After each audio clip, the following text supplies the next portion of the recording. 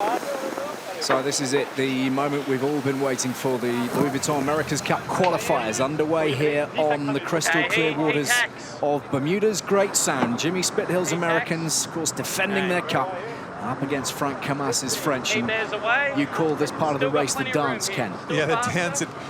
Imagine, it's been 4 years for Oracle. They've been flat out practicing for 4 years. So this is the culmination of so much hard work by so many people.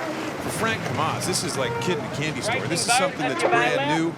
The match racing side of it is brand new, and here he has to go against the champion. Not exactly the perfect spot.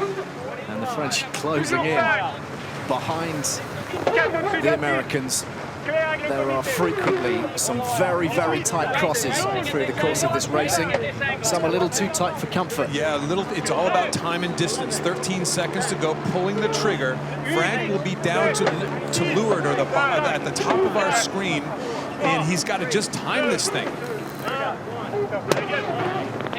So Oracle Team USA and Groupama Team France cross the start line pretty much neck and neck, but the Americans straight up on the foils and taking a slender advantage. It's all about angle and speed to this first mark, and once you're at this first mark, then if you're in control and first to this mark, you have the advantage of maybe potentially corralling the person that you're up against. So this is obviously a nice start for Team USA, and not perfect for Groupama. Hey, pretty soft. So the Americans heading to the first mark, comfortably out in front, the way they like it, setting out their stall early here in Bermuda, and the French trailing in behind, already with plenty of ground to make up. We saw a nice smooth turn by Groupama. Team France, this is really one of the features to all the practice racing for Frank Camas and his team is they have been quick, but they've been known to fall off their foils at absolutely the wrong time, which can cost you literally hundreds of meters at a time. You see Team France fly off that foil right there. The bottom hull goes in the water, but they popped up pretty quickly and not allowing USA to really take off and end this race early. Although it's, don't let them get much further ahead. So the grinders getting to work. And work they will, my goodness, over the course of the next 5 weeks or so. Those guys powering the boat, the hydraulics critical to everything that the boat can manage. And the Americans flying at the outset here. As they round gate 2, they are looking in very slick order. It is looking like a smooth operating machine right now. Continuing. 10 knots of breeze, almost 40 knots of boat speed going downwind there. I'll let you do the math. 4 times, you know. Hey, happy normal mode here. 4 times the wind speed. See there, you see that looseness of Groupama, something they've been battling ever since they got into this AC-50.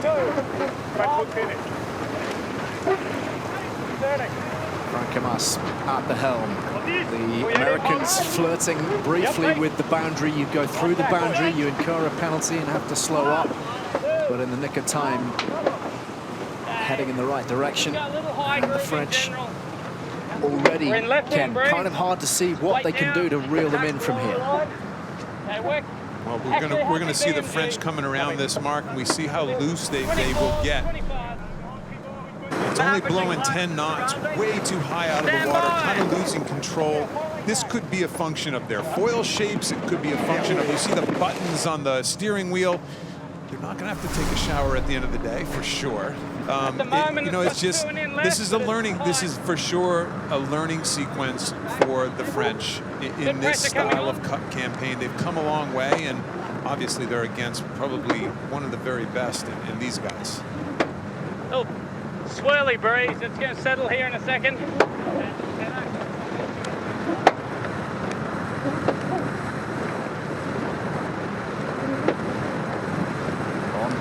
Oracle Team USA, a team in perfect unison, seemingly.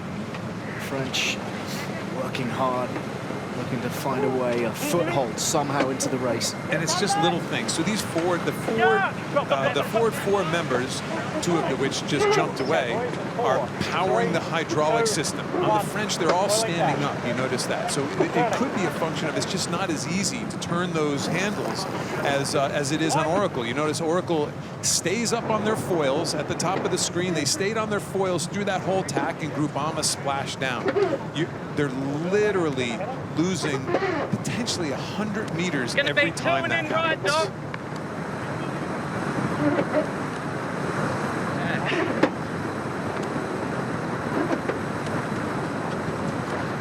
All about minimizing the drag. Goes without saying, the more time those hulls spend out of the water, the faster this boat will go. And they're capable of going up towards 50 knots. Maybe the 50-knot barrier will be broken at some point over the next 5 weeks.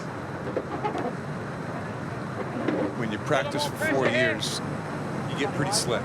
And you see those 4 guys up front. I got my new little toy here. You got those 4 guys, and they're the grinders. They're in there. They're just powering a hydraulic system that is not only moving the dagger boards around, but it's moving the shape of the wing around. It's boat can't sail without the hydraulic functions all working.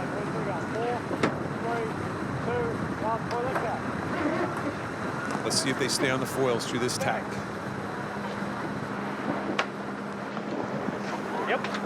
Just splashed down top, but for the most part, I'd say they probably would say that wasn't their best tack, but it's certainly not the worst we've seen. Light patch here.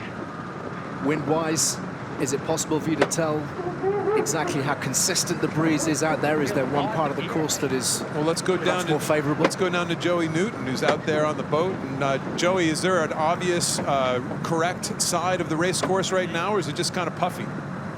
It is just kind of puffy, but what I'm seeing out here is a bit of a right trend as the boats come up towards the top. So as Oracle was sailing on port tack, you saw them get a header or head away from the breeze and then tack onto the lifted side that they're on now. So I think it's pretty tricky all around, but I'd kind of favour the right. Pressure here, short-lived.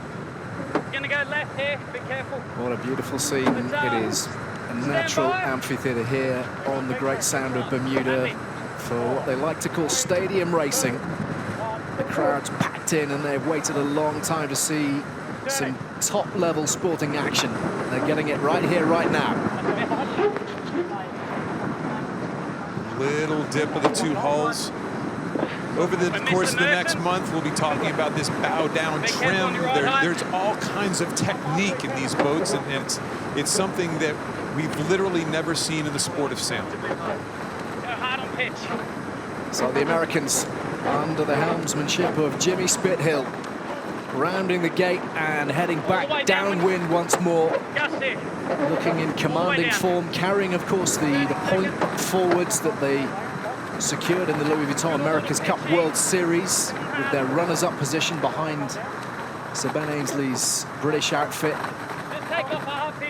And opportunities for them over the next month or so, a bonus point effectively up for grabs for them. If they win the qualifiers, they could ultimately start the match a point ahead. You see the French kind of up high, down low, up high, down low. That's just a sign of instability.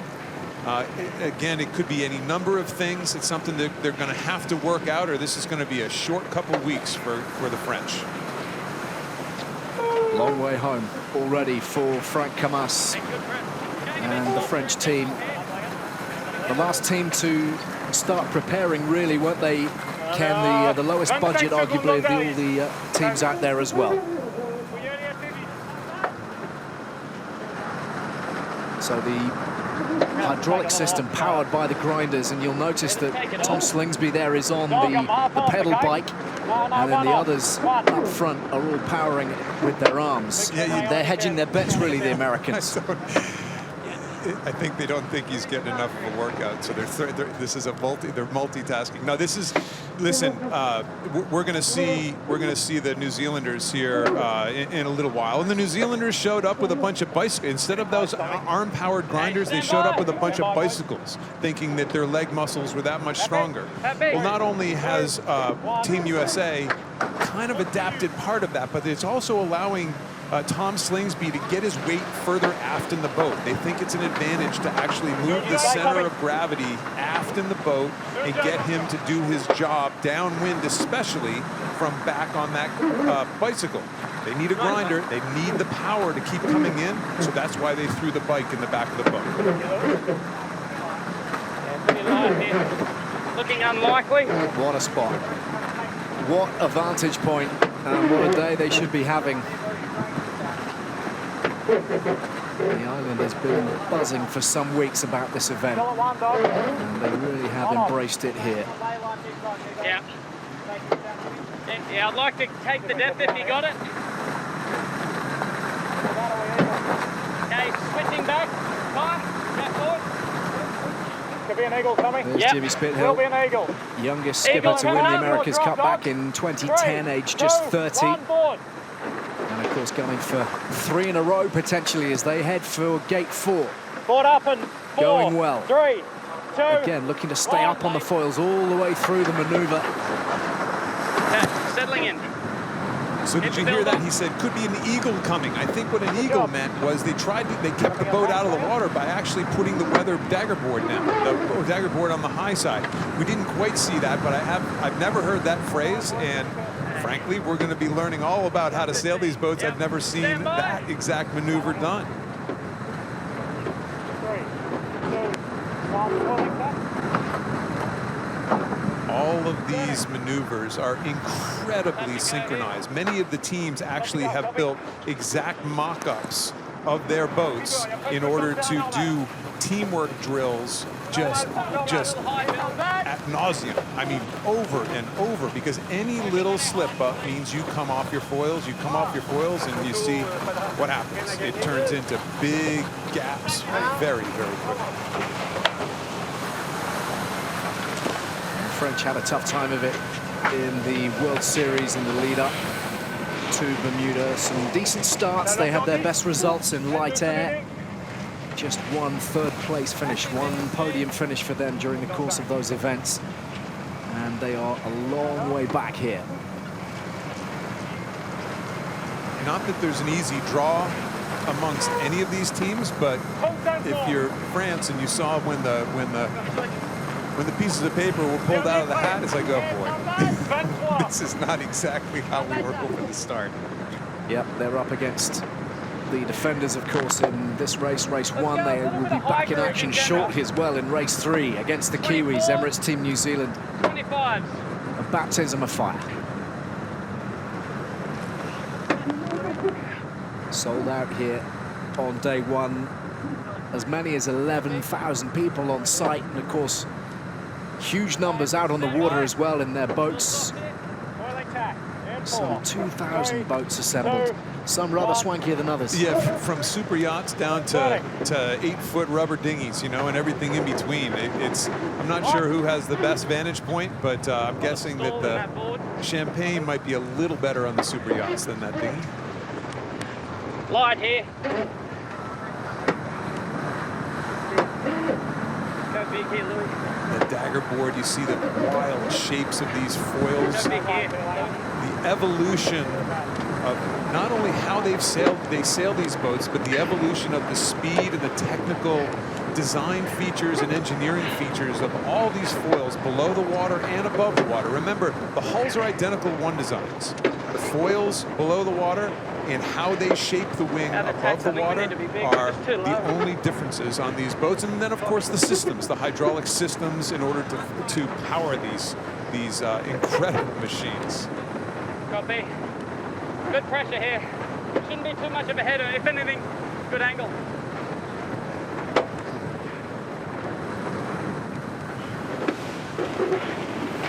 It's marginal. Weather will wait. Right up against it already, Groupama Team France. And remember, by the end of today, potentially they might well have had a 5th of their entire America's Cup challenge.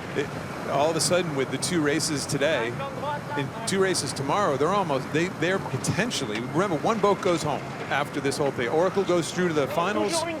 One of the challengers goes home at the end of this double round robin. You know, there's no room for error here. These guys got to come out of the blocks fast because, yeah, there is no room for error. Missing a lot of... Okay, pressure coming on. I got a snot lane. One more manoeuvre It says on the box we are for on the lane. Americans.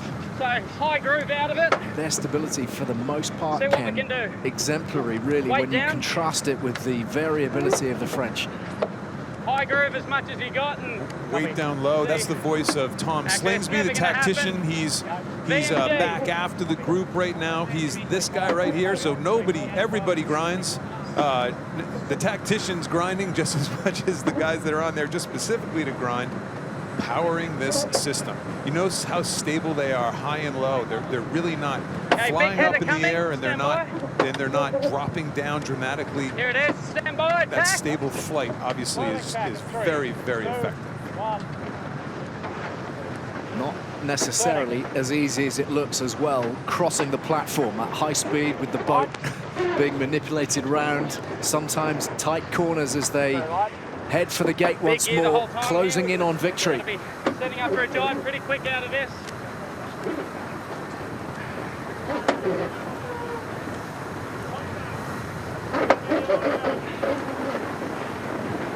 So through the gate and downwind for the final time. Stand by, Jive. You're going to get a heading pressure here.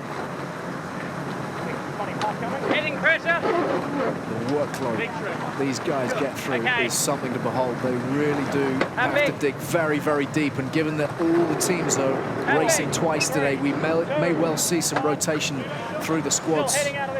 Ken. A lot of firsts in this Cup. You know, we've never seen foiling the way we're seeing foiling. Sure, we did in San Francisco, of course, but nothing like we're going to see here.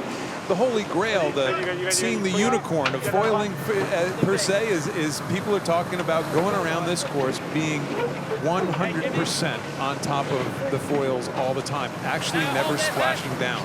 That's what a lot of the teams think we're going to see by the end of this month-long campaign. 20 seconds here.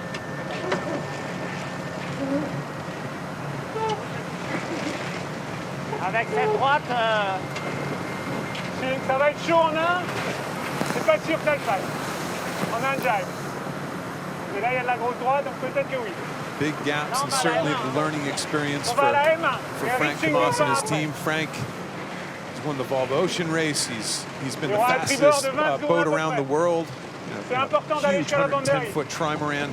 This is a new game, the America's Cup, the match racing, the foiling. This is a new game for these guys, and certainly they're learning, and hopefully they're back next time with a more polished effort.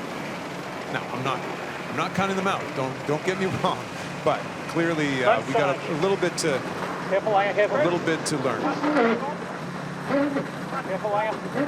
So a learning curve for the French, but looking far into the distance. The Americans stretching out towards the finish line.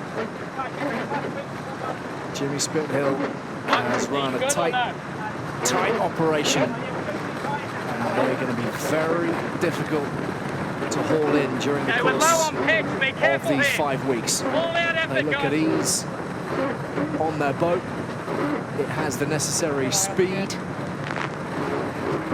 Looks like they've been sailing for 4 years. You know, honestly, I know that sounds incredibly basic, but this is a very tested, tough, smart, well-funded program. It looks like they've been sailing for 4 years, and I don't think they'd expect anything other than that from themselves. They are their harshest critics. There's no doubt about that, and I'm sure they're going to pick this race apart. Maybe we go down and, you know, Joey, have you seen flaws from your boys out there on the water today? Yeah, Ken, I think a few things they'd be unhappy with about that race, actually. The boat seemed really fast. Most of their manoeuvres were really good. They touched down a few times in the tacks, and, you know, Jimmy, Tom, and the rest of the boys are hard on themselves. They'll go back and debrief that and make sure it doesn't happen again tomorrow. So by no means a perfect race, but a pretty good one to start the regatta with. Those are the fine margins. Those are the margins that champions define themselves by, and it may well be that the Americans will find themselves lifting the cup in 5 weeks' time. That a commanding performance as they cross the finish line here on the Great Sound in Bermuda. Race 1 has been won by the defenders of the America's Cup, and they are off to a flyer. as they finish this race. They're literally, what would you say, Ali, a couple hundred meters right off of our booth as we look out on Great South. You saw them actually touch down before the finish line. There is not a lot of margin of error here as you go, as you finish this race. Finish intact, because if you don't finish intact, you're going to be in somebody's lap here on the wall. Tight into the shore. That's the way we like it, so that all the spectators can get the best possible view and feel part of the action, close up and personal. It is actually just I mean, it is a perfect day. I think even the sailors, yeah, would they love maybe a couple knots more breeze? Maybe, but I think for the first day of our Louis Vuitton experience here, this is we couldn't have asked for more.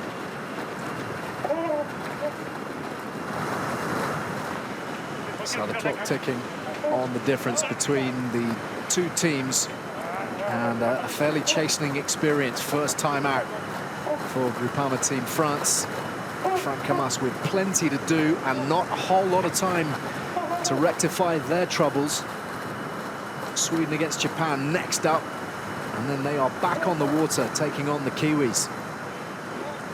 It's true. It hasn't been the perfect schedule. Again, these were randomly drawn, not the perfect schedule for Groupama, having to sail in 2 of the first 3 races here today, but nonetheless, you get what you get, and you got to make the best of it. And I'm sure their coaches are going to be all over them for the next half an hour or so, trying to figure out how to get some more speed out of this boat. Bang! Wow. Oh, my goodness me. This has not been textbook stuff from the French as they cross the finish line, more than 2 minutes behind the Americans. A tough first race, and Franck Camas and his crew, plenty to work on.